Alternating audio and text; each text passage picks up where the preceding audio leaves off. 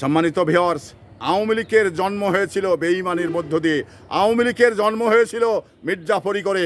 কারণ এই আব্দুল হামিদ খান ভাসানীর সঙ্গে যে আওয়ামী লীগ বেঈমানি করে মির্জাফরি করে আওয়ামী লীগের প্রতিষ্ঠা হয়েছিল, জন্ম হয়েছিল, এটা কিন্তু আমরা অনেক ইতিহাস যারা জানেন তারা কিন্তু এই বিষয়টি জানেন। তো আমি এই আওয়ামী লীগ আজকে নতুন এদেশের মানুষের সঙ্গে মির্জাফরি করবে কেন?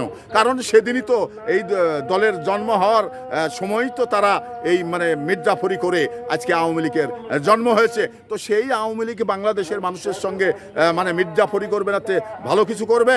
কারণ তার জন্ম মির্জাফরের ভিতর দিয়েই এই বাংলাদেশে আত্মপ্রকাশ হয়েছে। তো সেই আওয়ামী লীগ আপনারা জানেন 16 বছর ধরে যে বাংলাদেশের মানুষের সঙ্গে যে গাদ্দারি করেছে, যে বেঈমানি করেছে, তো তার ঝাল তো আওয়ামী লীগ পেয়েছেন।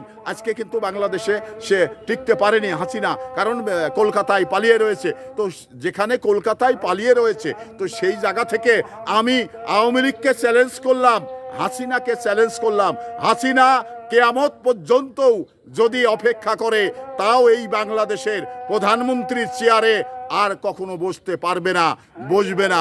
কারণ বাংলাদেশের মানুষ হাসিনাকে আর এই দেশে দেখবে না। কারণ হাসিনাকে যা দেখার বাংলাদেশের মানুষ পরিষ্কারভাবে দেখেছেন।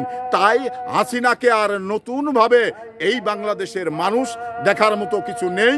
হাসিনাকে একেবারে বাংলাদেশ থেকে বিতাড়িত করেছে। তো হাসিনা বিভিন্নভাবে বাংলাদেশ থেকে বার্তা পাঠাচ্ছেন। তো এগুলো পাঠিয়ে বাংলাদেশের মানুষের কোনো লাভ হবে না হাসিনার। এটা হাসিনা পরিষ্কার বুঝে গেছে যে এই বাংলাদেশ হাসিনাকে নিয়ে আসবে, সেই বাংলাদেশ এখন পরিবর্তন হয়ে গেছে। এখন তারেক রহমানের বাংলাদেশ। আর এই তারেক রহমানের বাংলাদেশে হাসিনাকে কিয়ামত পর্যন্ত অপেক্ষা করলেও এই বাংলাদেশে আর জায়গা হবে না, হবে না, হবে না।